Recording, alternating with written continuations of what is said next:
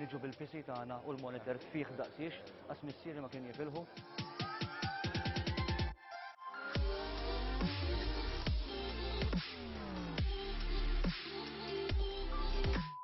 Ħanerġa' ninsa għax weħlet li ma nistax kif ukoll. Wasal iż-żmien li nħolqu programm dedikat tal-esports, programm fejn ħanitkellmu fuq ħafna affarijiet, edukazzjoni, saħħa, l-industrija tax-xogħol, però l-iktar ħaġa importanti li nippromovu l-esports pajjiżna għaliex intom kapaċi. Mela tinsewniex, esports plus.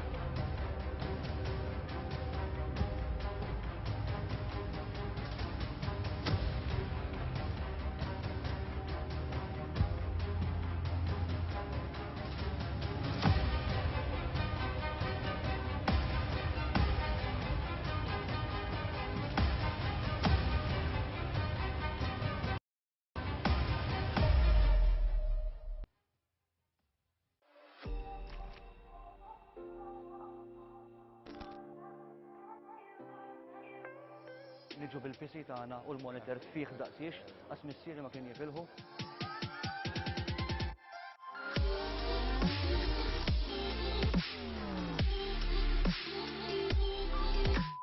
Ħanerġa' ninsa għax weħlet li ma nistax kif ukoll.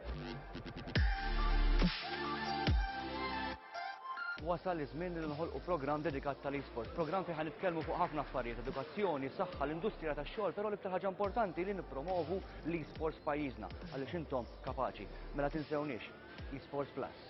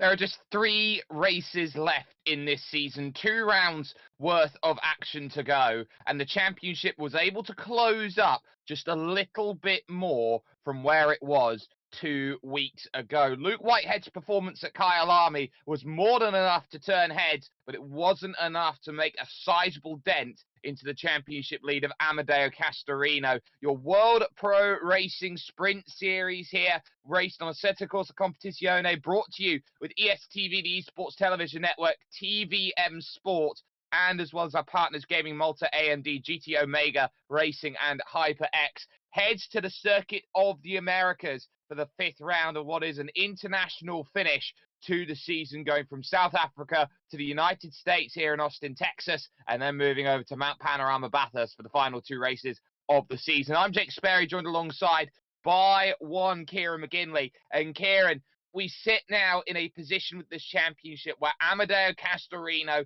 just has to ride out the end of this season. He sits in a position where effectively he could finish top 3 for the entirety of the last 3 races and still get this championship under the belt. There needs to be some help, but the first signs really of help going Luke Whitehead's way was at Kyalami despite the result. Yes, good morning, good afternoon, good evening, everybody. Yeah, it seems to be in a case of Amedeo Castorino. Yes, he's got the points on his side. Yes, he could finish top 3 all the way. He could try and coast home to this. But if you try and tell a driver to coast home to the checkered flag or a championship standing or a championship series, they're not going to do that. They're going to be pedal to the metal the whole way through. I'm excited to see how Amedeo Castorino can fight back with Luke Whitehead coming out in reasonable form recently. It's shaping up to be a fantastic 3 final rounds, 2 of them, of course, coming in 2 weeks' time when we head to Mount Panorama. Personally, one of my favourite circuits on the calendar. Great to have it finish up there. But tonight, the focus is in Texas at the Circuit of the Americas. I truly believe a track that is built for side-by-side racing. I think it is as well. It's one of those Marmite tracks where either you love this circuit or you hate this circuit. There's never, ever a middle ground of saying, I find this circuit passable out there in terms of its inception all the way back in 2012. But this is a track which has often promoted itself as a circuit that has a little bit of everything. It takes influences from everywhere in terms of motorsport as they go through, and this is going to be a really, really crucial season in that regard. When it comes to the championship, it is 225 points for Amedeo Castorino. It's 189 for Luke Whitehead. This is that sort of circuit where you either love it or you hate it. And I think the car choice today, of course, you've got to use a different car every time bar one race meeting. I think the car choice today is going to be really telling for who loves this place and wants to go aggressive with their car choice, and who doesn't love this place and who goes safe. Yeah, who goes safe to just get the sort of safer option car out of the way so they can use the car they want to for the final 2 rounds. Yeah, an interesting strategic play here of which car do you use heading into the Circuit of the Americas. As you said, it's a track that's got a little bit of everything. The S is right at the start of the lap. The undulation changes throughout the entirety of this lap around Texas. And of course, you've got the relatively long straight, the backstretch towards turn 12 and the heavy braking zone as you head downhill slightly. You've got the snaking third sector, which has a couple of low-speed corners, hairpins, but also has that treble right-hander through 16, 17 and 18 that really asks questions of the car's aero performance, and the setup that you can put on the car will really challenge the drivers into thinking twice about which car they will actually pick, because it's a circuit here that you've got to try and pick the best car for all scenarios. You really do. It's a circuit which challenges every aspect of what a driver has to go through as they get things sorted. And this is going to be a race that is going to be worth the watch. If you haven't already, you're here for the first time with World Pro Racing. We're also live with Facebook and with YouTube as well. Make sure to like, share, and subscribe for more amazing content brought to you by the World Pro Racing team. But it is Cota on the mind, and on the mind is going to be how you navigate through what is such an important stage of the season. It's not just the race going on for the overall championship. You can look at the gap, for example, between 3rd and 4th overall really here, Kieran. It's just 1 point between the consistent Oscar Saristo and maybe the little bit more volatile Wojtek Neuwirth. It's been a really, really crafty season so far from the Finn in comparison to the Czech driver, but this is going to be a really, really telling race, because you want as many opportunities as you can to jump up as much as possible as we are heading to practice in the next couple of moments. Absolutely, yeah. So here we are. This is practice, and for the first time this season here, Kieran, it's down. It is, and you can see there, Wojtek Neuwirth just getting a little bit out of shape. Coming out of, I believe that was through turn 14 there, but yeah, this is going to be a test for the drivers and also the cars they've chosen. Which of these cars can really stick out these wet weather conditions the best, and a low air ambient temperature, a low track temperature as well, which comes hand in hand whenever it rains. But 13 degrees Celsius is a track temperature. That's not very warm at all. So even if the rain stops, which it's not meant to in the next 30 minutes, even if it were to stop, the drivers will have a hard time of getting rid of that surface water throughout this race. But you can see the windscreens wiping away as there's Sebastian Apostel there making his way down in towards turn 12, currently on 155 points, 6 points away from that battle for 3rd place in the standings, so he's got every right to get on his way. But well, Luke Whitehead at the top of a practice timing table by half a second. Take what you will from that, of course, Jake, because it is practice. It is practice, and it is worth noting that we will be stopping practice with 10 minutes to go on the clock, so there is only 10 minutes to go, not 20 minutes to go of practice. When that happens, we move over to qualifying, and from there we will head over towards racing action.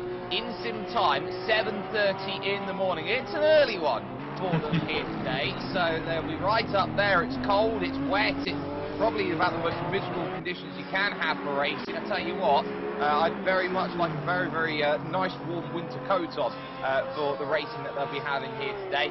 And the work that they're going to have to do around this sort of lap is that each section's got an advantage from one car to the other. And I think it's telling that you've got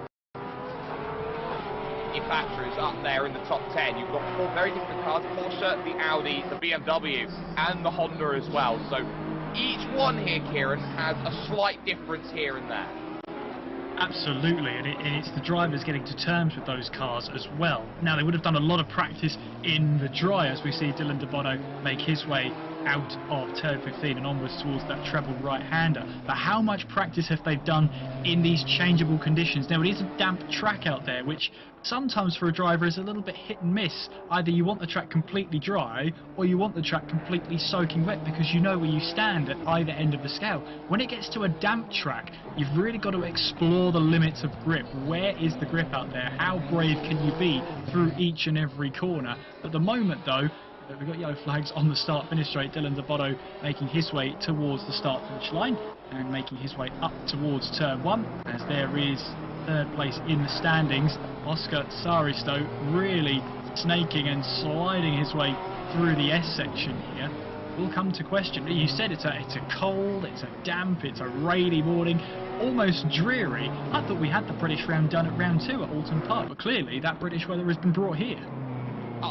We had some really nice weather actually for the Alton Park race. So I think it's been a bit roles reversed over here around this Austin, Texas circuit. So over when it comes to Circuit of the Americas, I think that's going to be a really, really important race. Luke Whitehead, currently the fastest driver in practice, but it's just practice for the moment. We're going to step aside for a couple moments here with World Pro Racing. We'll be back with the finale of practice and then some qualifying brought to you in just a couple moments.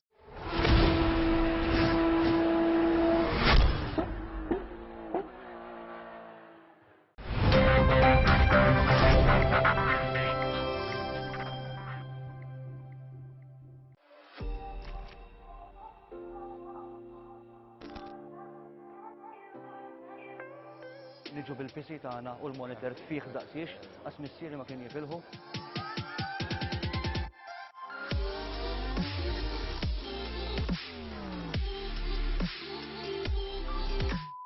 Ħanerġa' ninsa għax weħlet li ma nistax kif ukoll. Wasal iż-żmien li nħolqu programm dedikat tal-esports, programm fejn ħanitkellmu fuq ħafna affarijiet, edukazzjoni, saħħa, l-industrija tax-xogħol, però l-iktar ħaġa importanti li nippromovu l-esports pajjiżna għaliex intom kapaċi. Mela tinsewniex, esports Plus.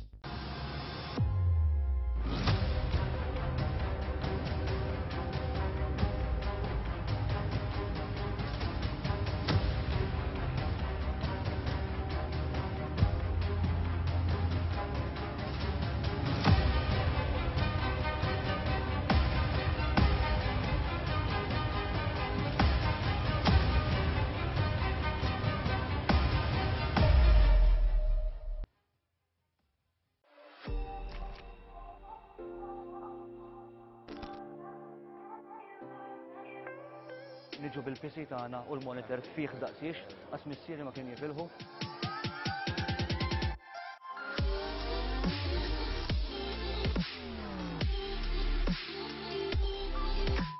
Ħanerġa' ninsa għax weħlet li ma nistax kif ukoll.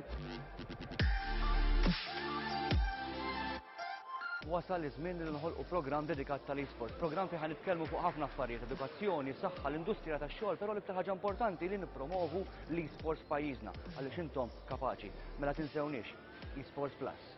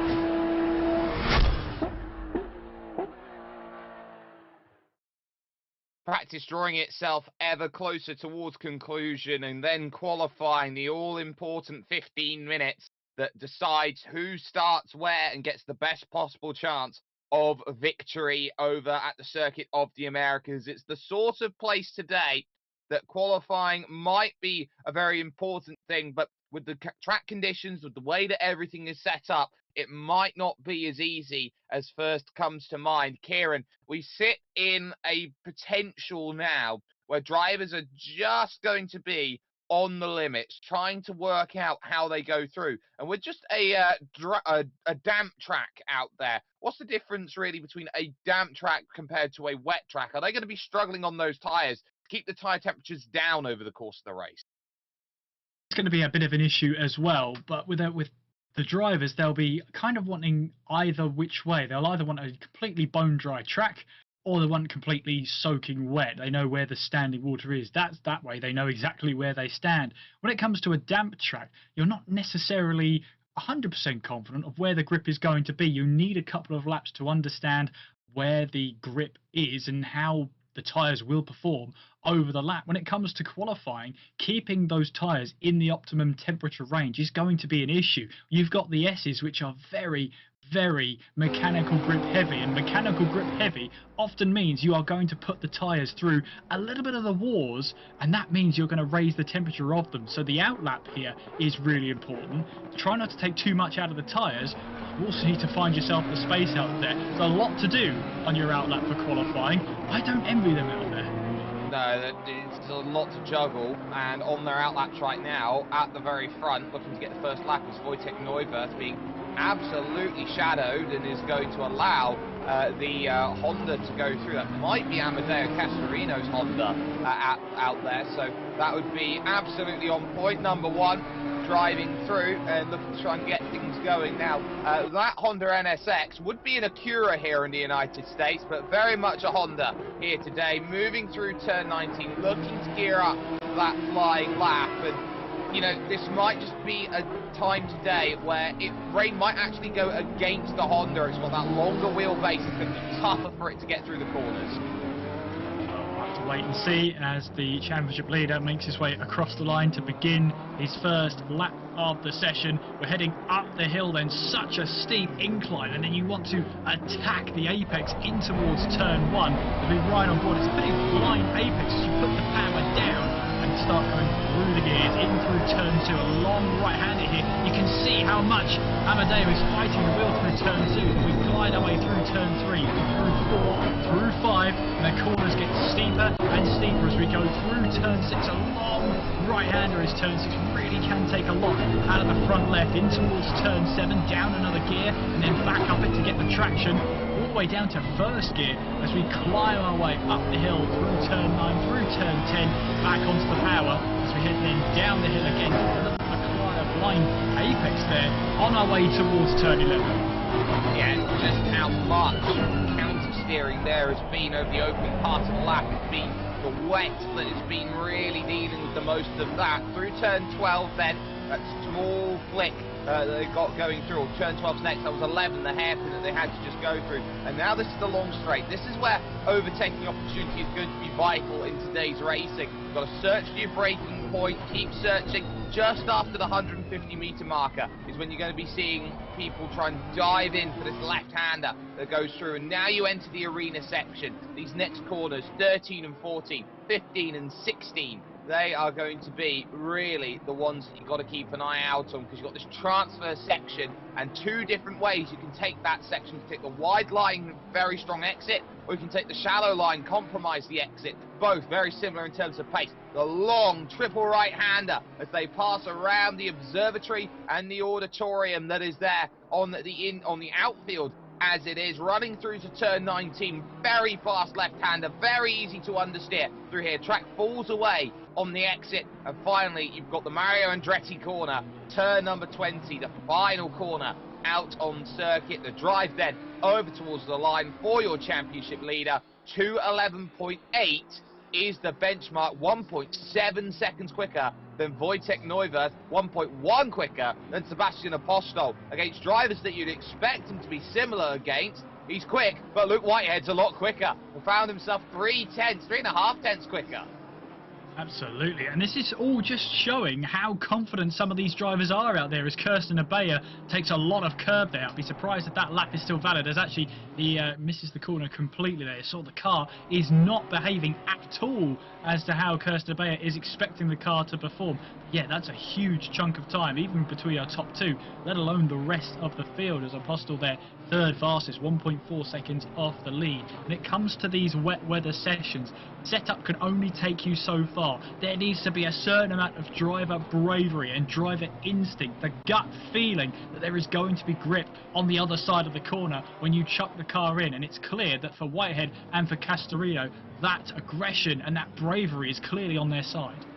Yeah, and aggression and bravery is certainly the two characteristics you need today. We were taking a look at George Rossu making his first start of the season, piloting around in the BMW and hoping for a good run here in the WPR Racing Sprint Series, but those initial times go through and say that it's the top two who look great, and then behind that it's pretty much a case of wait for those times. Dylan De Bono, fifth fastest at the moment in the Honda, a couple of seconds adrift at this point, hitting the brakes into the left-hand bend then over at the top of the hill, and they take this roller coaster straight that runs all the way down to that most crucial of important corners, turn 12, out there on circuit. So keep an eye on those times. Do expect them to come through and improve. A number of drivers haven't yet set a time out there, likes of course then of Ben Norton is the biggest name out there that I think hasn't set a time, as well as Catalin Tufianu. I think those two could certainly turn up and put some pace down. So we focus on the antivirus racing car of Ben Norton, leaning into the name with a yellow and black design, running through towards the final corner here, Kieran. Absolutely. Absolutely bright bumblebee yellow, I guess, of the antivirus racing. It's got Norton on that. Sorry. Do apologise, Jake. It was there for the taking. Luke Whitehead, meanwhile, pulling over to the left-hand side of the track to come back to the pit lane, of course, and the quickest way to do it, pull to the side, hold escape, and that's that. That was a bit of a fishtail from one of the Porsches there heading in towards turn 1. Meanwhile, Oscar Saristo then, Finnish driver, making his way through the final corner, tucked up right behind an Audi. He makes his way now on towards the start-finish line to complete a lap, and he has gone quicker on that lap with a 2:13.9. That puts him now into fifth fastest. Yep, into fifth, and certainly looking to try and find a bit more. It's been the consistency value of finding a finish that has been getting it done. Asuka Shikanami will be certainly hoping for some times out there. 16th fastest she is at the moment in the Audi, looking to try and go faster and build a gap to Audi Devanagraha. So you got Audi and an Audi just behind in 18th position in the number 59 machine. But Shikanami is going to make that run to this very devilish triple right-hander, and a lot of drivers are going to take maybe 2 runs out there today. 1 run on their tyres, stop, get another run then to go back out again and challenge. And I think for the likes of Amedeo Castorino, for example, he's going to be looking at the gap, which was increased to nearly 0.4 of a second, and go, I've got a lot of work to do, but the rest of the field don't seem to be in my postcode. I quite like that in terms of a gap behind. Yeah, and I mean, at this point, Castorino is comfortable. I mean, he might not be happy with P2, but he knows in the back of his head that if he finishes the race in P2 and Luke Whitehead wins, well, if that happens the next 3 times, it's not actually the end of the world. He would still be the winner come the end of the season. So I don't think he's too concerned right now. I'm sure, as a racing driver, he'll want to wrangle the neck of that Honda to try and get the best possible time out of it, as we see a train of cars making their way through the S's on what is a slightly dreary day here in Austin, Texas. Yeah, I think it's very telling that as they run through the S's section, they're always looking for grip, they're always looking for as much as they possibly can from it. Norton goes 5th fastest, improving on that lap, jumping up past Saristo, the best of the BMWs out there, and one of the really unique BMWs out there in the world of motorsport, because it is the one BMW, you could say here, Kieran, that has used sim racing influence to be designed and prototype tested. Yeah, absolutely, and that's always a great story to hear. It also possibly means that we have some sim racers who are much more familiar, and maybe that's a gateway to help them get into that BMW in motorsport. Well, fingers crossed. Let's see. Here's Bernard Bonello then in the Deluxe Auto Detailing Porsche in the number 20 car, 14th fastest right now, and looking like he's going to try and go for another lap to see if he can get further up the order. And seeing those times there and how off the leader they are, it's a bit telling about the top 2 and how much confidence there is in the top 2. Looking at the rest of the order though, if you look at 5th place downwards, you've got Norton, who's 2.4 seconds behind, Saristo 2.4, De Bono 2.5, Daskalescu 2.6, I think that is, Tufaneo 2.7, Kunsabo 2.7. That is a hugely competitive field when you head just outside of those top 4 places. So remarkably close in this qualifying session as we head further down the field. I'd certainly say, and you look at those who are trying to be as competitive as possible, this is the day where they've got to jump up. Someone like Ciprian Daskalescu, who is making his first start, is going to do well. Here's Oscar Saristo, the Carbon Fox entry, making a run to the line. That is a 3:20 out lap, so this will be one of 2 flying laps, you'd feel. 2 minutes 11, go out there and get it sorted. So you're going to have to get out on track within the next minute if you really want security on, I can put 1 more lap out there on the board. Bernard Bonello down in 14th position. He's a little bit out of shape compared to everyone he's around in the championship picture as things look, because Bernard Bonello is 6th overall, which is still cash in terms of how the prize pool breaks down. It's a €1,000 prize overall, which is broken down then by how it goes through: 300, 250, 200, 175, 50, 25. So he's sitting in the €50 seat right now here, Kieran, but sitting today 14th overall. He's going to need some help. Yeah, I think it's going to be... It's such a close field there. Even getting yourself a couple of tenths of a second will buy you a position as Bonello comes around the final corner. Yeah, really important qualifying session as Bonello does now go 13th fastest in this session. There's Castorino right now, his way through turn 15 and back onto the power as he sizes up that treble right-hander of 16, of 17 and of 18. It's a tricky corner in the dry, let alone when you sprinkle a bit of water through that treble right-hander. Really does test the limit of grip and how much speed you are willing to take through. Not so much how much can you take through, it's how much you dare to take through in terms of speed through a corner. Castorino then sizing up for another lap, heading out of the 20th and final corner onto the start-finish straight. Out of the Mario Andretti corner, and that a 2:11.5 was able to claw back 2 of the 3 tenths needed, down by just a tenth and a half now, and Luke Whitehead is in the pits as things stand. So Whitehead feels comfortable. I'm not going to be overtaken. It is up to Amadeo to break the heart of Luke Whitehead, who has come out on circuit, but I think he's ran himself out of time. He's out on circuit with 2 minutes to go. There is no way he's going to get around and set a representative flying time. Really trying to dice. Bit of correction. Going through the double flick right there. Going through 6, and now up the hill through 8, and then in through 9. Again, having to fight with the curb on the inside. These are the limits that drivers are going to have to be pushing here today if they want to go quick. And the drivers who are quick are going to attack the curbs. The drivers who want a good qualifying time will attack the curbs. Otherwise, they're going to stay away from it. And that was an abandoned ship through the corner, and that might just be qualifying. It might be, but Amadeo is carrying on, and I'm not sure if this is going to be improvement on that lap time, because as you said, he bailed out into turn 11, left the braking slightly late, the car bit back, and he had to try and, well, almost steer out of the corner then as he weaves left and right. I think that's clear that he might have abandoned that lap time. So Castorina then not going to get a chance to improve, and as you say, Luke Whitehead, no chance he's going to complete that outlap to get onto a flying lap. There's Sebastian Apostel then, the Romanian in the number 34, 1.5 seconds off, but look at that, Wojciech Neuwirth really on the money there, only half a tenth of a second off of P3 then, so all to play for in these final seconds of qualifying, pretty much the final lap, as long as you cross the line now to get your lap times on the board. And for Apostel here, there could be a chance to even set another lap time, supposing he's got enough fuel, enough heat in the tyres as well.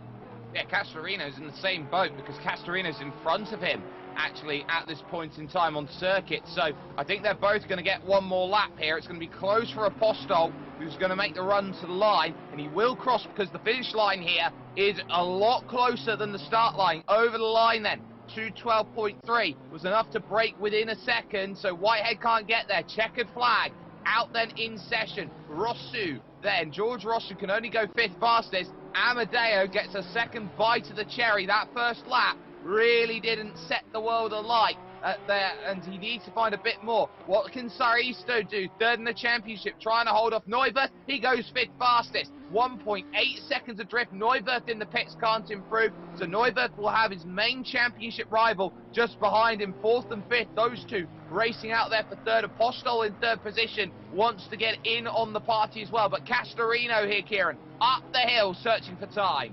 Searching for time. He's got to find a tenth and a half to try and grab that pole position away from Luke Whitehead. Luke Whitehead at this point will be staring at the monitors, staring at the TV screens to wonder how Amadeo will do. Out of turn 11 he will go to get the power down. Onwards now, the long run on towards turn 12. You've got to try and keep the steering wheel as straight as possible as the track goes this way and that, up and down, as you then head your way down towards turn 12. Got to pick out your braking point, because the track falls away from you just as you apply the anchors. And now heading our way in towards turn 12, really attacking the curb on the inside, back onto the power out of turn 12 and in towards the final sector through turn 13. Then having to get the power down, almost tiptoeing through in towards turn 14 before you make your way now lunging in towards turn 15 before you head your way through that treble right-hander to complete the lap. Well, it's been a little bit squirrely through a couple places in that middle sector, and it might be playing in the back of the mind of Amadeo Castorino. This track is warming up as we get further and further into the morning here in Austin, Texas. Hits the brakes for turn 19, and he's going to be really close with the wait time. Remember, that's a maximum wait time. He's got to get to the line before there, otherwise he's not going to get that lap in, and he's not going to get that lap in. What a shame. He was 2 seconds short of getting that lap time in. It looked pretty solid, but it is Luke Whitehead who will have the pole position here at Austin, Texas. Kieran, that is how fine the margins are when it comes to qualifying. That is skin of your teeth stuff there that Luke Whitehead has gotten into pole position for. Unfortunately, we'll never know how close Castorino came to possibly toppling Luke Whitehead there. All that we know for sure is that Luke Whitehead is on pole position. But what a great lap at the end there as well from Sebastian Apostel, putting himself on the second row of the grid. And bringing himself into that battle for P3. He's only behind by 7 points, don't forget. So he wants to make his stand in that battle for P3, but it's Apostle, it's Saristo and Nerveth also starting behind him. That will be a tasty battle going in towards turn 1 as well. And that unique nature of turn 1, going uphill in towards the braking zone, encourages drivers to leave their braking late. Let's see what that does into lap 1 of this one. Oh, it really will. And of course, we've got that rolling start as well to keep in the back of the mind. We're going to step aside for one moment with World Pro Racing. When we come back, it's race time. It's 30 minutes on the clock. And somebody is going to be walking over to Mount Panorama Bathurst with the better odds of taking the World Pro Racing Sprint Series.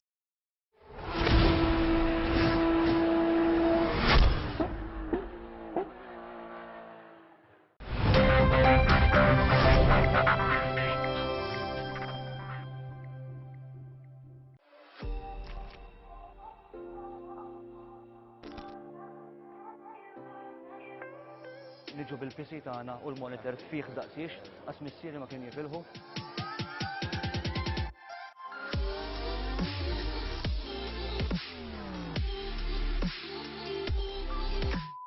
Ħanerġa' ninsa għax weħlet li ma nistax kif ukoll. Wasal iż-żmien li nħolqu programm dedikat tal-esports, programm fejn ħanitkellmu fuq ħafna affarijiet, edukazzjoni, saħħa, l-industrija tax-xogħol, però l-iktar ħaġa importanti li nippromovu l-esports pajjiżna għaliex intom kapaċi. Mela tinsewniex, esports Plus.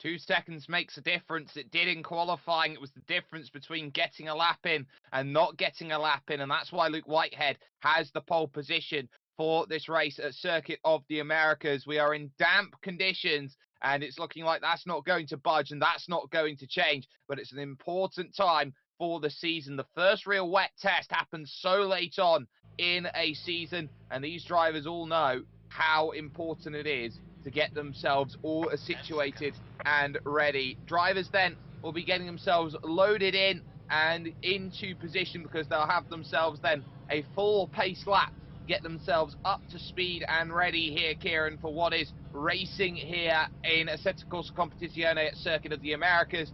But the one thing they have to be very alert to on this outlap is keeping the heat in the tyres for enough to go forward, because these are the coolest conditions. You're not putting all of that effort in, so these are probably the times where you need the tyres to be the most ideal. But the further that this race goes on, the more unideal it gets for a wet tyre. That's right, and obviously the track has warmed up since qualifying, up 2 degrees to 16 degrees Celsius. Well, while the track is also cool, these tyres are designed to run at slightly cooler temperatures, so you may not need the aggression that you need in a set of slick tyres to get them up to temperature. But you're absolutely right, you do not want to be caught out on cold tyres in any condition, let alone where there's a surface of water to contend with in these types of conditions and situations.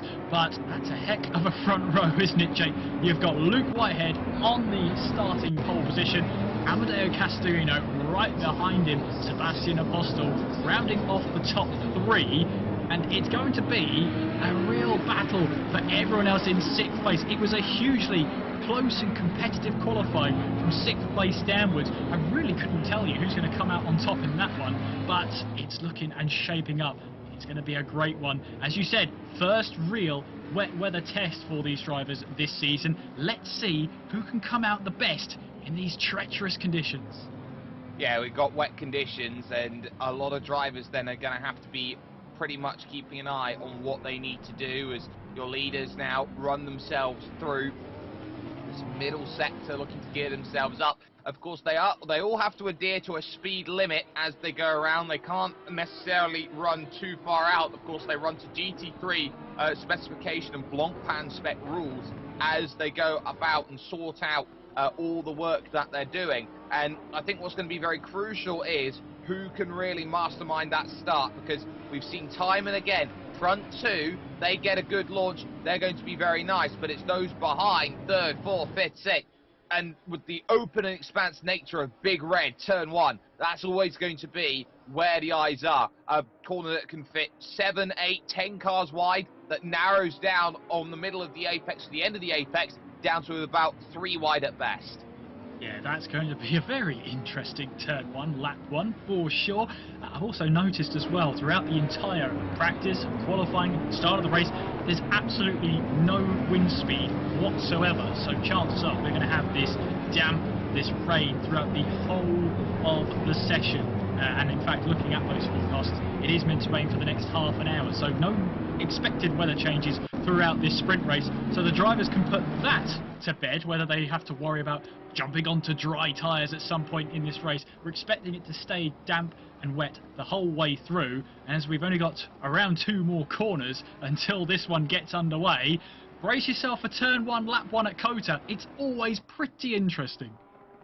It always is, as everyone jostles about, looking for their positions to line up and get themselves sorted. Luke Whitehead might decide to just try and press on the limiter here and really make sure that everyone has to sit and play the game. A bit more waiting needed there from one driver in particular, Amedeo Castorino, who wants to get this going through the final corner. They'll put 30 minutes then on the clock. Who is going to be the driver who comes away from this wet race here at Circuit of the Americas and says, heading to Mount Panorama Bathurst, they have got everything that it takes. This is one of the most unique circuits out there in racing. Who can mastermind it here today in the place where it's always a little bit bigger? Austin, Texas, green flag in the air. We are racing here from Cota as they make the run up the hill for the first time into the big red. Whitehead carves it off nicely on the inside, trying to sneak through on the outside. It's Sebastian Apostol in the Porsche. Two Porsches fighting against one Honda as they go down the hill to the S's section then for the first time. A nice clean getaway from the majority of the field as they run through the rights and the lefts for the first time. Absolutely, bit of bumping between the second and third place cars. Castorino and Apostol going door to door at certain points as we've got battling going on, huge battling, almost three wide heading through the S section there. That's brave of those drivers, that's for sure. But Luke Whitehead seemed to get a good start there, and Castorino in second place, Apostol in third. Then it's Oscar Saristo in fourth, Nerverth rounding off our top five, and then it's George Rossu in sixth place as they now make their way down the hill and onwards we go. And that's Vozarek running wide on the top of the hill at turn 9 in that Instinct Ferrari. Manages to rejoin the circuit, however, but Luke Whitehead leads the way, but Castorino will now get a huge amount of slipstream heading his way down towards turn 12 as there's a spinner in the background just on the entrance in towards turn 11, but does get back going again as we're going side by side. Yeah. Here we are for the lead. Amadeo Castorino needs to strike early and does so. Gets there on the inside, blocks it on the apex. Almost like it's a dirt pass. That's a great move from Castorino, but he's got to cover it because the Porsche's good here. Round the outside trying to search then. Whitehead nowhere to go. Does he go for the lunge on the inside? It's covered on that inside as they run through. Castorino trying to make that Honda as wide as he possibly can as they run through now the triple right-hander on board. Driver's eye view then. Luke Whitehead gets a little bit of a wiggle as he gets caught in the wake and the turbulence that is there, and all of a sudden now Amadeo will stretch his championship lead if it stays like this. So Luke Whitehead's got work to do, and if possible he'd like to bring Sebastian Apostol for the ride.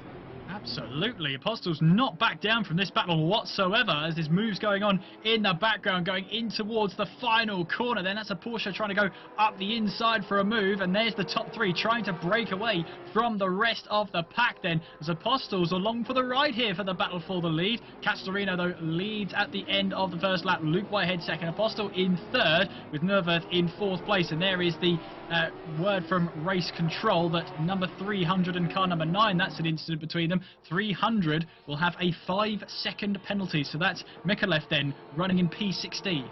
Yeah, that's Brandon Mikalev then, along with an incident with Daniel Stramer. Oscar Saristo was the driver making that move. We didn't quite see what happened, but Saristo dropped back, looked down the inside. Oh, that's not a traditional place to get it done. You're going to be on the wrong side of the road coming up the hill, but if you can keep a nose on the inside, you've got a chance. Room given between the pair of them, but this is incredible. Top three all together. This is going to be committed as they head towards turn number 11. Out on track. Who's going to be the bravest on the brakes? It might be Luke Whitehead as they go through, and still as they go through you're going to have to be clever here. Amadeo Castorino has to sit. Apostol is just hoping that there's going to be some draft left for him as they all go right out to the left-hand side of the circuit. Some great racing in the early stages. Car 12, that's Girdley Conchavo. He'll have a 5-second time penalty as we go side by side down the hill. A look at all the leaders. Whitehead's lost out again. The front on that Honda is pretty much counteracting the entirety of the lap. I have to say that the respect given between the top three was absolutely impeccable there. Room given as we see, that's the incident, that's Daniel Stramer making a little bit of contact with that Mercedes in the background, and there comes the 300 into the back of Stramer, and that is the reason for the 5-second penalty. But Apostol here as well almost didn't want to try and make the move and make the most of that slipstream as we see Ciprian Dascalescu then in 7th place in that digital racing squad at BMW, and will make use of that 5-second penalty from Conchavo as well. But Castorino, the Italian, the championship leader, leading the way as we end the second lap here at the Circuit of the Americas. Top three still trying to break away from the likes of Wojciech Nerverth. Well, in terms of that replay, that was Sparta, but those three really racing against each other. It's about 1.8 seconds to Wojciech Neuwirth, who's out there in the Audi as they run up the hill through the opening corner. Once again, big red, the hill, as they now look to descend back down the hill through turn 2 and gear up forward then through the S's section once more. This is an important phase. The first couple of laps you get to really be aggressive, then you've got to settle down as a driver, and this is the phase where drivers have to settle down. There's Oscar Shikanami back down there in 20th position, so she's got a bit of work to do. But going through, it's middle part of the lap where Luke Whitehead looks like he is on rails compared to everybody else. He is pretty much going to be targeting that section of road as the place he can try and make a move, as we see all of these drivers making their way through the middle sector. The question is, do you have a lunge on the inside now? Has a little thought of it going through. It looks like car 19 will take a 5-second time penalty as well, so Kirsten Beha will take a 5-second time penalty contact with Adi Devanagraha. Yeah, battle for the lead then as the top three try and take each other's slipstream here, heading away down towards turn 12. Luke Whitehead then trying to take advantage of that Honda Grunt that's keeping Castorino ahead down the straight, but here comes a twisty section as we've seen in this lap so far, and in this race that Porsche looks so on rails through the corners, and we're coming into this third sector which is almost built for side-by-side racing. I wouldn't be surprised if Luke Whitehead tries a move in towards turn 15 here. Will he try the inside line? No, Castorino covers that one off. And as we get back onto the power, you see there Sebastian Apostel also just with the popcorn almost watching on from this battle and looking to pick up the pieces should they happen as we head away through that treble right-hander. Castorino here doing just exactly what he needs to do here. He's managing to stay ahead of Luke Whitehead. He doesn't even need to be ahead of Luke Whitehead, but as we all know, these guys are racers. They want to be in front no matter which position it's for. Luke Whitehead again applying the pressure out of turn 20 and across the start-finish line. Yeah, and another penalty will come through, so it'll be car 33 who will pick one up then, and that's going to be Nikolai Aquilina, who will take a penalty. He's 10th in the championship right now, but those drivers know that middle sector is going to be where this race is won and lost. Covered again by Castorino up the hill at Big Red and getting it done once again, and every time it will be another lap that will tick off. Another lap here, another lap there. When you're at the front of the field, that's the easy pickings. You can pick off a lap here and there and build up gaps. I will say though, it is really interesting in and around that 10th position, 9th, 10th or so with Saristo, John Agis. John Agis has got a big train behind him with Poama there and Bonello. Those drivers are certainly looking to try and make progress, especially Brandon Bonello. He's gained 2 places so far in this race.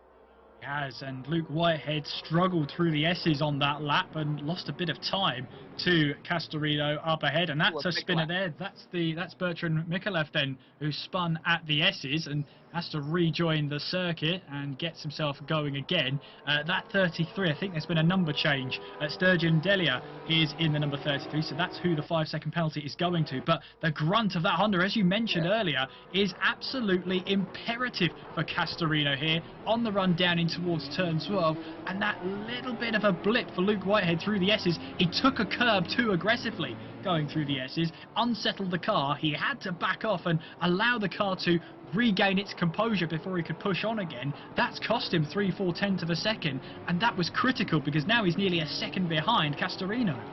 Yeah, it really has cost him, and I'm sure that the margins are going to be a case of stay with that gap, do anything that you possibly can. Apologies on the number there, I had it different on my little cheat sheet that I have here in front of me. But at least at this point, start thinking about, okay, well, what does this mean for championship pictures? As that is very wide by Sebastian Apostel. They can't afford to go wide too much because they will have to deal with the off-track limits. This is what happens to Bertrand Mikalev, the full championship after this. So Mikalev coming down the hill then through turn 2, gets out on the AstroTurf, and I believe there's Ben Norton trying to make a way around, and he gets there to the corner, and I think it's just not expecting that overspeed from Ben Norton trying to recover back through the field. So Bertrand Mikalev found himself in the wrong place at the wrong time and couldn't shut the door quick enough.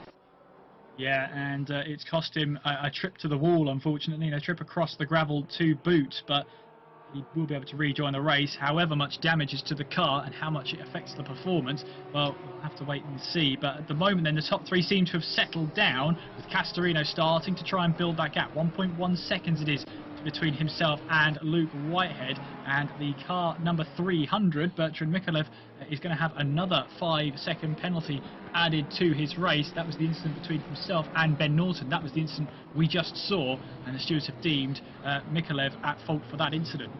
Well, if it doesn't rain, it pours, and it certainly is raining here today at Circuit of the Americas. Here's Simon Vajarek who's having to really hold back Edwin Law in 15th position right now, so there is still that work going forward, and every time we look, it's all about those gaps, and it's worth noting where the purple check mark is for fastest lap in this race, because that is where it's going to Amadeo Castorino. He is starting to pull away ever so slightly, and just looking there in the background, Gergely Conchavo does have the 5-second time penalty, but Conchavo I think is going to be an interesting story today. Just in the background, he's racing with George Rossu for 5th position, and if he can continue to find a way to attack Rossu and force him to drive quicker, he might build the 5-second margin needed to get past Cyprian Dascalescu. Yeah, and it's important as well for Oscar Saris, though, who's down in 9th place at the moment. De Bono in the Honda ahead of him. Meanwhile, Castorino runs wide at the exit of turn 19. Maybe a rare error from the Italian. He has to get back onto the power. Can't, as you say, afford too many of those. Racing IndyCar here, it is the white line is the track limit, and that is that. As Castorino makes his way up the hill. Thing about it is Luke Whitehead would have seen that, and that's going to be an encouragement. The last thing you want to do if Luke Whitehead is behind you is just dangle that carrot just a little bit closer to him. Yeah, absolutely. Bottom right corner of your screen then is Gergely Conchavo looking to try and make that overtake, I believe, up the hill at Big Red. So not going to be close enough. That actually might be slightly a bit further back. That's actually with Oscar Saristo and co. So that's where their race is at this point. But Amadeo Castorino just building that gap up a little bit more to 1.4 seconds, and it's side by side as they go through BMW versus Porsche. That'll actually be Coaba who's making that move then on Brandon Bonello. So this a really, really nice bit of work going through by Alex Coama there in the BMW, who holds on to that 11th position, and saw a little bit of contact behind there from Bonello. Catalin Tupianu in this as well. The Romanians here swarming around Bonello at this point, and I'm sure Tupianu wants to try and find a way through. He is antsy behind trying to find a pass. He really is, as Puama has to go defensive in towards turn 11. That might cost him a little bit of exit speed onto the start-finish straight. He might regret taking a tighter line then. Might open up an opportunity for Bernard Bonello to try and get the move done. Castorino, meanwhile, 1.2 seconds ahead of Luke Whitehead. They are starting to both pull away from Sebastian Apostel, and Apostel without that slipstream is unfortunately falling back. That's an opportunity for Wojciech Neuwirth to try and close the gap to third place. 2.8 seconds the gap is at this moment in time as we rejoin that battle for what is right now P11. Puama still ahead of Bernard Bonello, and Tufaneo trying to find his way through that number 93. Those well, absolutely vibrant blue wheels trying to find their way through, but Puama in that Scuderia BMW runs deep into 15 and takes a bit of advertising boarding with him. That is going to be all the invitation Bonello needs. He's flashing his lights. He wants to get his way through the treble right-hander. Onwards we go towards turn 19.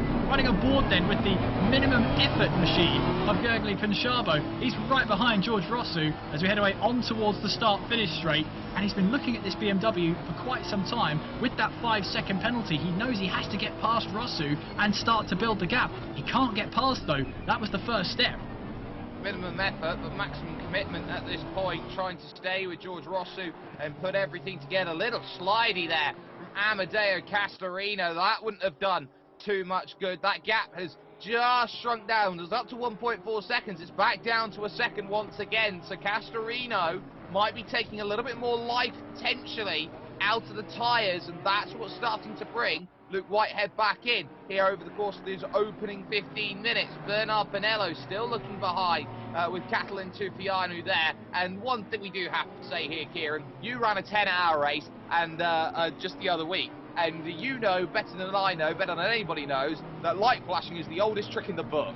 It's the oldest trick of the book. It's the absolute only way you can communicate with another driver. It could mean a variety of things. You're in my way. I'm coming through. Just so you know, I'm here. A wide variety of reasons. Whatever the reason is for Bonello, he was flashing his lights at Puama at the later stages of the last lap.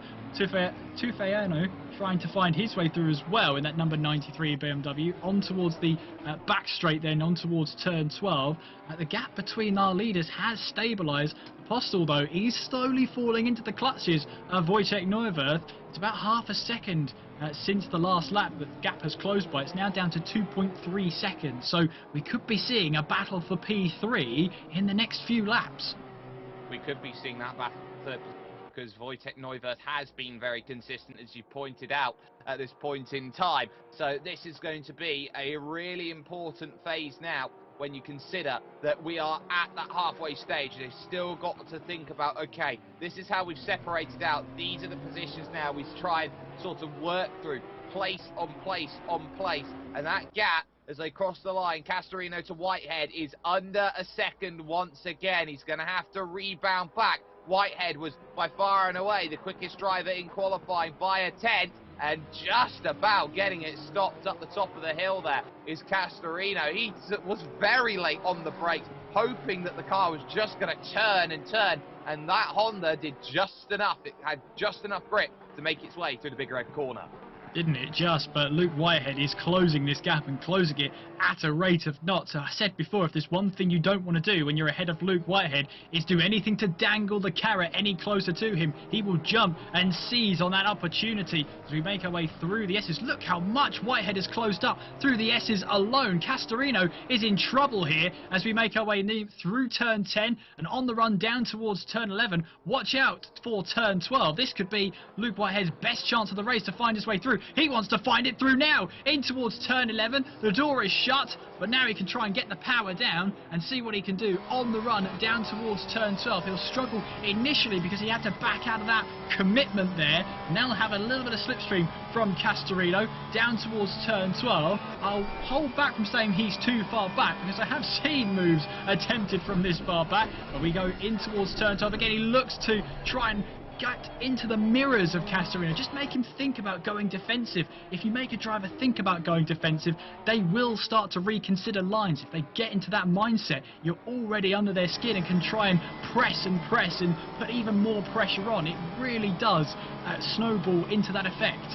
Yeah, it does, and I'm sure right now Castorino's got his eyes full of it. Bernard Bonello as well in the same boat, because that going into the corner is going to be Catalin Tufianu right up underneath.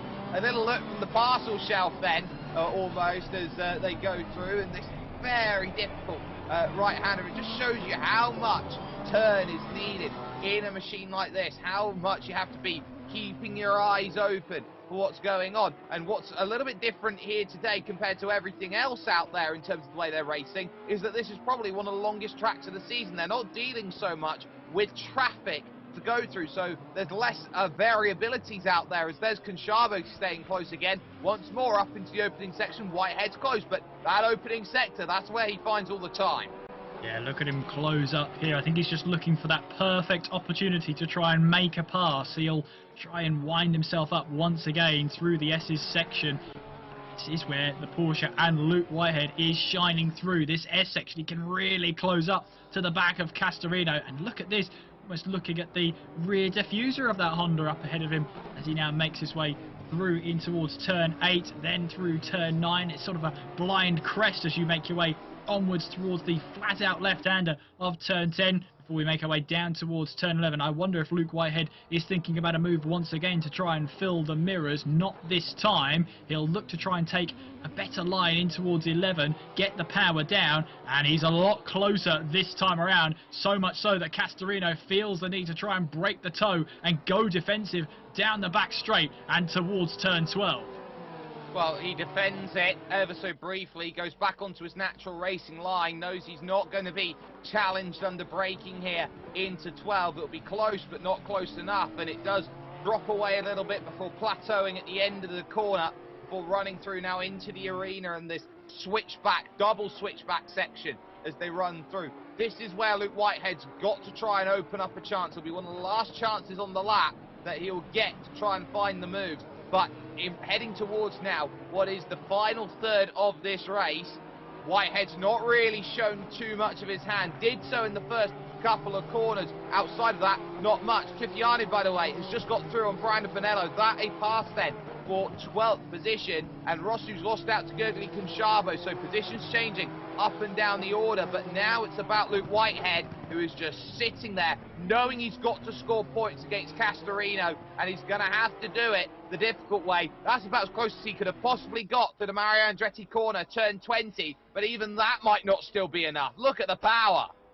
At the power from the Honda. Not only is it punching a hole through the air, but it's actually able to slightly pull away from the Porsche as well. Such is the grunt of that Honda. But here comes Luke Whitehead then in that S section where the car is so strong through here. And that is Sebastian Apostel there in third place. Has managed to stabilise that gap between himself and Neuver. So he's done well to bring the car to him and actually build on that gap to fourth place as well. Castorino, though, doing what he needs to do. He has to, well, he doesn't have to finish ahead of Luke Whitehead, but he knows, oh, there's contact there. De Bono in the number 517, getting up to 8th place. Was that 97 of Oscar Saristo? It is, yeah, so that's a position then for De Bono. He moves up into 8th place, and Saristo back down to 9th. So Oscar Saristo struggling out there, lost a lot of places early, and that's costed him a lot in this race because he's been bottled up behind De Bono, or with De Bono for this one, has watched Daskalescu drive away in this one, so that's not good. Castorino goes all the way to the right-hand side, back to the left, takes his initial move right there, and it's working because he's breaking the draft, and with that superior top speed, he then doesn't have to worry about the brakes at the prime place to make the move happen down here at turn 12. So he's got that covered, he's got a strategy sorted. The question's going to be, how does Luke Whitehead mitigate that? Let's take a look at what happened then going through the final couple corners. So Oscar Saristo was already behind, was trying to find the pass, and was trying to do so then at the final corner, which he has done on more than one occasion in this race. He gets it sorted, but look at that, the up and under coming through then by Dylan De Bono, and that was enough to say, I've got the inside, and they weren't willing to give an inch. No, they weren't. Going door to door on the straight as well. De Bono and Saristo battling away for 8th place in this race, heading into the last 8 minutes of the race here at the Circuit of the Americas, and Luke Whitehead is not done with this right now, and neither is Dylan De Bono. He's got passed by Oscar Saristo once again, but as we head away through the treble right-hander, the Finn has managed to grab 8th place away from De Bono. Again, we know that Honda is so good in a straight line versus the Porsche, as Saristo now has to try and break away and see if he can just outmaneuver, out-corner the Honda in the hopes that when it comes to a straight, he's not reeled in and undoes all his hard work. Yeah, it's pretty much a game of checks and balances. The check of being really good in the corners is you're not so good on the straight. Little slide from Castorino then, 7 minutes, 20 seconds on the clock. Simon Vajarek has got a drive-through penalty. I believe that's from incident, so he's going to be taking a trip then down the lane in the not-so-distant future. Whitehead really closing up through that right-left section up the top of the hill, through 8 and 9, descending down the hill at 10 and looking towards 11.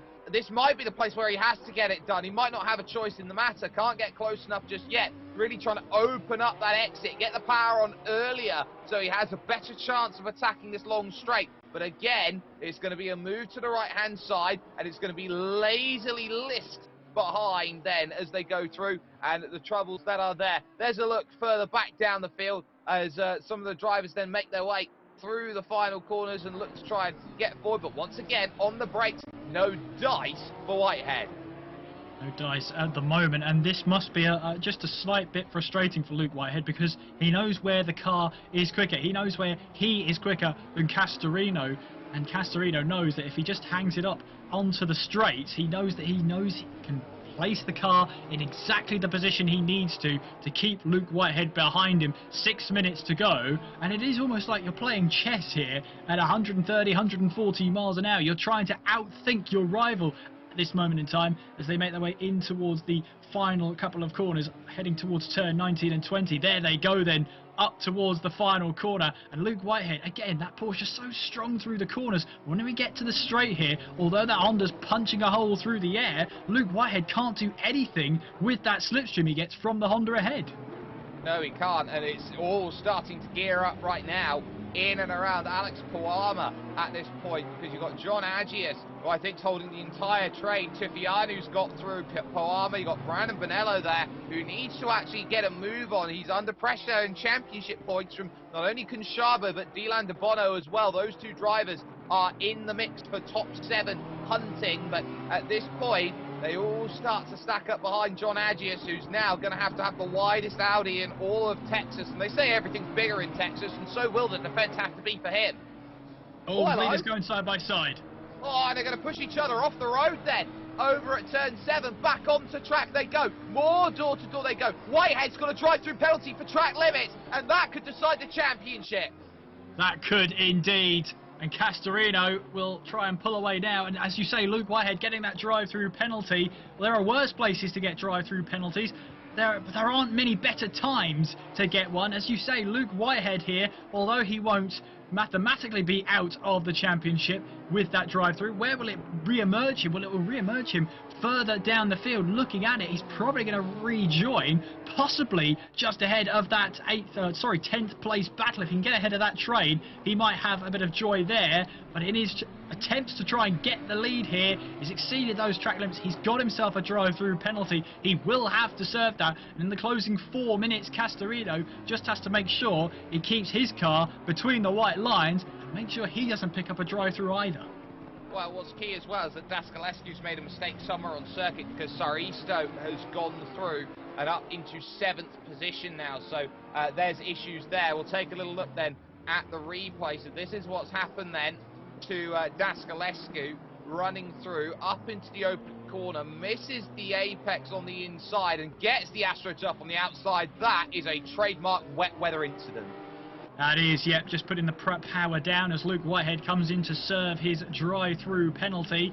How much time will he lose? Where will he rejoin in terms of point scoring? This is the last thing he wanted heading towards Mount Panorama, as we're still battling away, involved in that battle for P10. John Aegis still at the head of that train, all aboard, but John Aegis is doing a fine job of keeping everyone behind. It's all well and good if a train forms behind you, but it means that the 3 cars behind you can't pass you. It means you're doing a good job out there.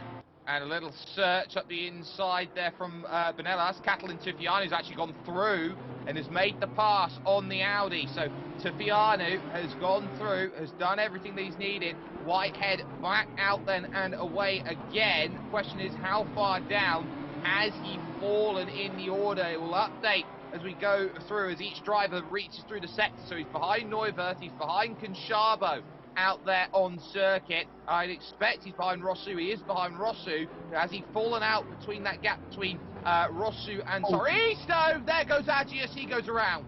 Yeah, I think he was helped as well as the Porsche number 20, yes, Bonello spins in sympathy as well, as that was the BMW letting Aegis back through. That's the sporting way to try and reduce your penalties if you let the driver back through. But yeah, a bit of a clumsy move from the BMW into the back of Aegis there, as we see our leader Castorino in towards turn 12. It's put Apostle into 2nd place, Neuwirth up into 3rd as well. That's going to benefit him in his race to try and grab P3 in the championship, and will hand him an upper hand. And for Apostle there, an extra few points will put an absolute smile on his face, as that will probably move him in striking distance of Saristo then. Saristo knows that this is a race he wants to put behind him into the closing 90-odd seconds of this race. Yes, and they know as well that every second matters, as Poana will take a 5-second time penalty administered out there, so he gets caught out then by the stewards, the live stewarding that's here, and it will come up on screen now. 7 and 25, a 5-second time penalty for car 7. So Alex Poama in his first race will take a penalty. Bonello on the brakes, trying to get past Agius. Took about 3 attempts to get that into the corner. Just about manages it and looks to try and find maybe one more move out there. We'll take another little look at exactly how this came about for John Agius, who, when he goes up the hill, looks to hit the brakes and try and get it slowed up. He does, but essentially braking distances multiply in magnitude when you brake uphill. Yeah, absolutely. And yeah, he did pull to the left-hand side as well, did Poama, to let Aegis back through. So he might get a slap on the wrist, he might get a penalty still, but it will be at a much reduced severity because he did actually let the car he made contact with back through. So the stewards might take a bit of a lighter heading towards Fuama then. But we'll 5 seconds, of course, is applied, and it could have been a lot worse had he not let him through. That's the point. Yeah, that certainly is the point right now. And there is Amedeo Castorino on his final lap of the race. The margin out in front is 9.8 seconds at this point over Sebastian Apostol in a number 34 Porsche. That number 1 Honda has been pretty much on point all day long. Been defending well from the front, using the power that the Honda has. The first time he's made a mistake today was right there. He's gone straight on, maybe thinking about other things through the final sector. He's got away with that though as he's gone off the road, but the key focus is going to be now Mount Panorama. He knows that. He knows there's 2 races left. He knows he can't afford a retirement from that race, but he will know that when he gets there, 2 finishes are all that's needed to get the job done. Rounding past the observatory for the final time, just 19 and 20 remain out here on circuit on what has been a season of pure consistency and drive, a season that has been for Amedeo Castorino, simply put, on another level compared to everybody else. He will come to the line, he will win at Circuit of the Americas in the damp and further cement his status as the driver who may, just may at the moment, but most likely will come away with the championship. Sebastian Apostol will finish second, and Wojtek Neuwirth will take a very big podium to cement 3rd place overall in the standings. Well, a great race between Castorino and Whitehead there until Whitehead fell foul of the drive-through penalty. Conchabo will finish across the line in 4th place. He's got that 5-second penalty. George Rosu finishes in 5th. Luke Whitehead 6th. Saristo in 7th place. A day to forget, really, for Oscar Saristo in his battle for 3rd place in the championship. Descalescu in 8th place. De Bono in 9th. And Tufeanu is to take the checker flag. He does take the checker flag. Rounds off the top 10. But a day to remember for Amedeo Castorino. He's enjoying himself now, doing some drifts and some donuts and anything that goes his way. Well, with 2 races to go, Jake, he is in full control of the championship, and just those celebrations tell us he knows that too. He knows that. He definitely knows that. Conchabo, by the way, his 5-second time penalty will drop him behind George Rosu out there, so he will finish in 5th position in this race and not 4th position outright, but on track he did finish in 4th. But some incredible racing out there, and really you'd have to say that both drivers out there who are at the top of the championship, they threw everything right from the word go, and that could have gone a number of any ways. And this is why we talk about car selection being really, really important here, Kieran, because it was that Honda selection that pretty much decided the race. You can't pass me because I'm too quick on the straight. Yeah, absolutely. And for Castorino then, that car selection, as you said, played perfectly into his hands. Yes, the Porsches were quicker in the corners, but they couldn't get past when it really mattered on the straights. The grunt of the Honda proved supreme, and too supreme for anybody to handle, and that is Castorino extending his championship lead, heading into the final 2 rounds in 2 weeks' time. Absolutely, and it will be same time, same place with us at World Pro Racing, be it whichever way that you are watching. If you're watching on ESTV, if you're watching over on TVM Sport, or if you're watching via YouTube or Facebook, that is the time, that is the place, same time, same place. 2 weeks on, it will be a double header to end the season. 2 30-minute races at Mount Panorama Bathurst. So some amazing racing has just brought itself in. We are going to say that that was incredible action, but we're going to get a chance to talk to some of the drivers. Kieran, I believe you've walked down the virtual paddock and you found Wojtek Neuwirth. I've done my march down here, and I'm shoving a microphone under anyone who I can come across, and it's Wojtek Neuwirth who finished the race in 3rd place. Wojtek, can you hear us? Yes, I can. Hi, guys. Hello, Wojtek. Well, it was a first wet race of the season, coming in towards the Circuit of the Americas. It was damp, it was dreary out there, but 3rd place for you, a podium. How do you feel about that? I mean, It's a good result, but it doesn't do much for my championship because my rival right now is Mr. Apostol, who finished in front of me. So it's Yeah, a absolutely. it's a loss overall. Well, you and him will be going head to head as well as Oscar Saristo. I mean, that's a huge battle for P3 going in towards Mount Panorama. How much do you think this result will reflect how you take the final 2 rounds in 2 weeks' time? Uh, I'll have to do a lot of practice. I'm not good there, so gonna have to put in the time to maybe challenge. But we'll see. Ne- It's not time to give up yet. There were certain points in that race where you were closing into Apostle there, mainly in this sort of latter half of the first half of the race, but then you seemed to drop away again. What was the reason for that? Yeah, it's just consistency. I think it's the conditions were tricky, and I'm terrible in the middle engine car, so I was happy to keep the car on the road rather than pushing it to catch. So and not enough mistakes from Sept for me to do anything with my sort of pace. Well, that sort of pace has still got you a podium, but as you say yourself, it's a loss. Well, heading towards Mount Panorama, then it's a circuit that, well, it gets very narrow in the middle part of the lap, but it's a lot of long straights as well to contend with. And going into the last round, first of all, do you like Mount Panorama? And can you give us an insight into what car you might be choosing, or is that just giving away?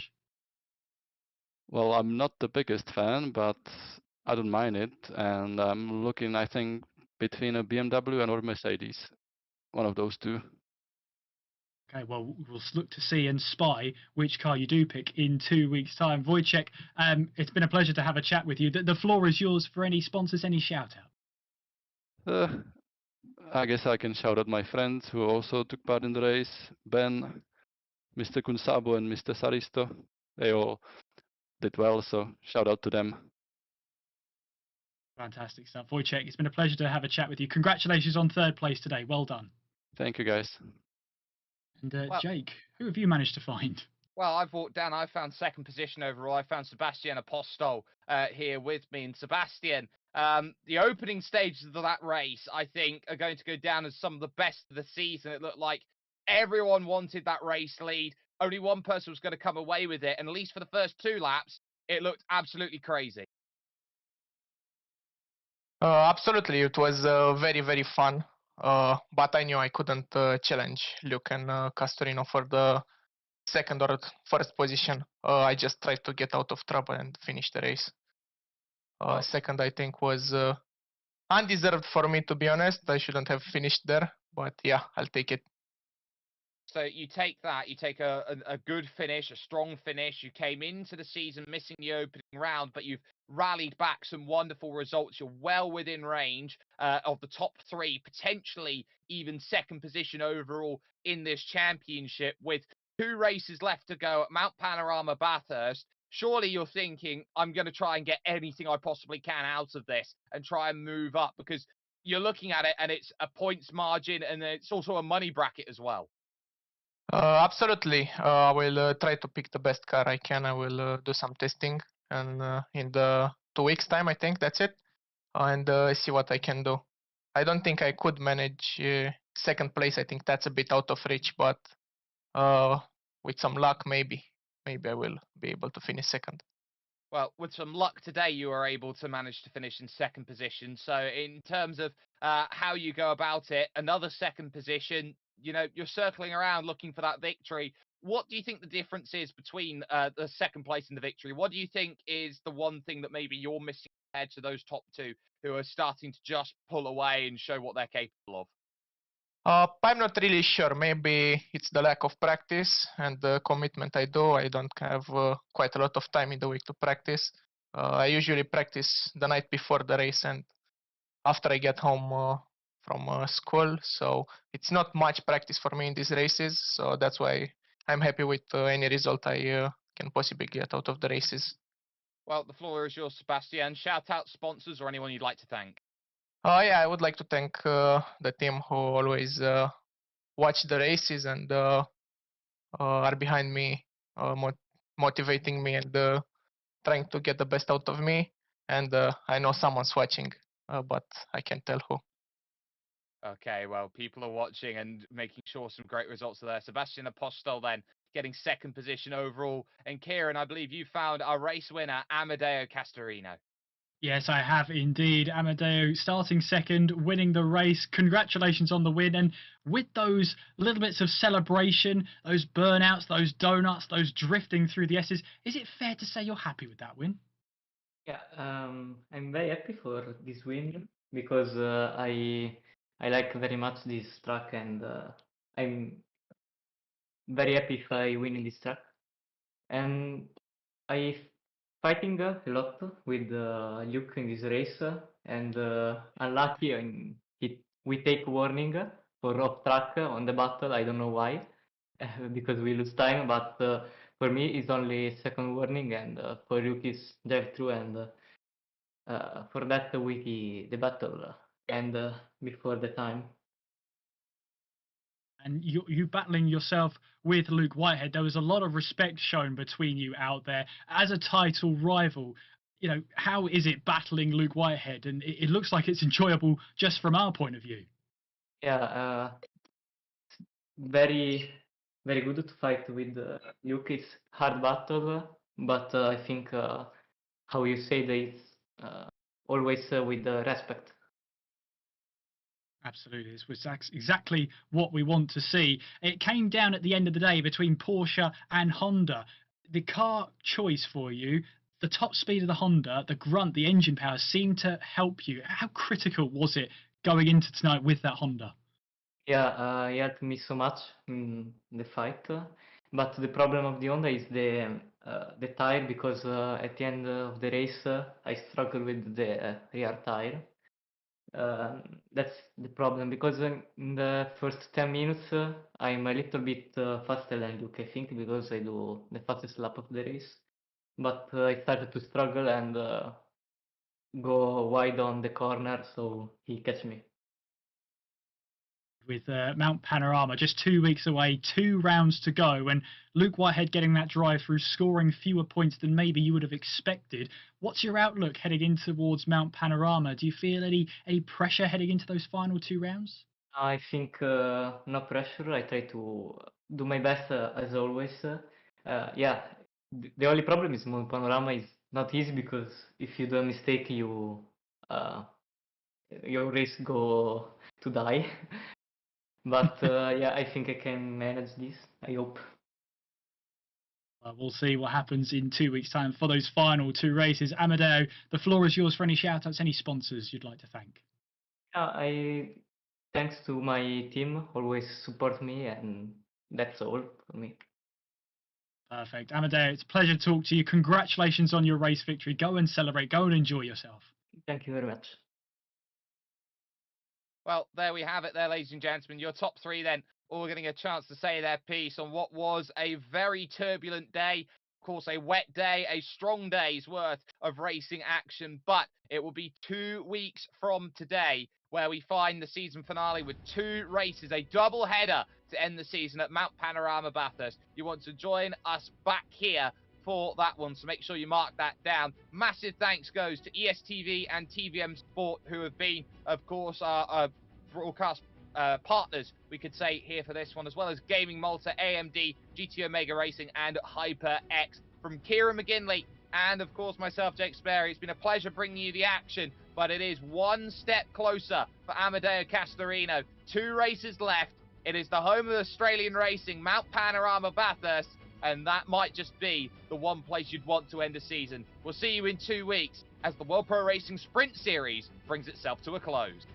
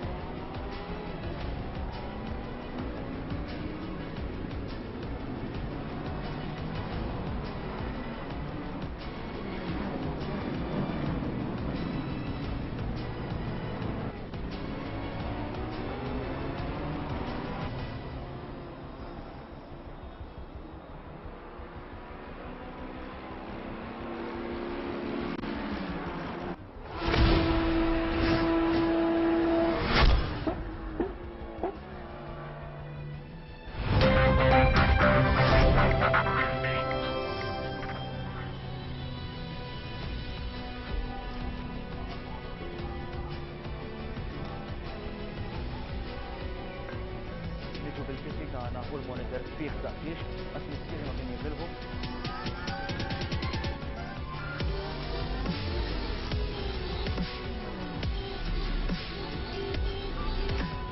Nerġa' ninsa għax weħed li ma nistax tiskif ukoll. Wasal iż-żmien li nħolqu programm dedikat tal-esports, programm fejn ħanitkellmu fuq ħafna affarijiet, edukazzjoni, saħħa, l-industrija tax-xogħol, però l-iktar ħaġa importanti li nippromovu l-esports f'pajjiżna għaliex intom kapaċi. Mela tinsewniex, esports Plus.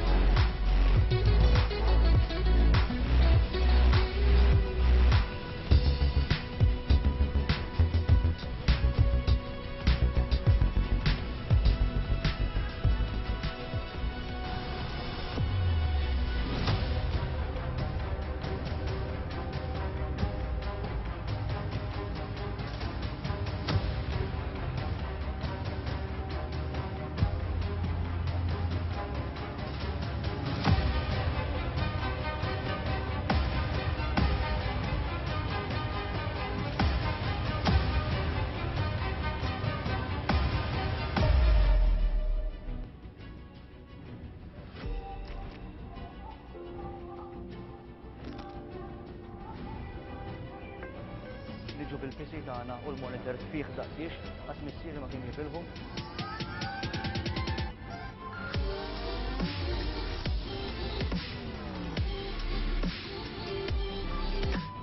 Ħanerġa' ninsa għax weħlet li ma nistax kif ukoll.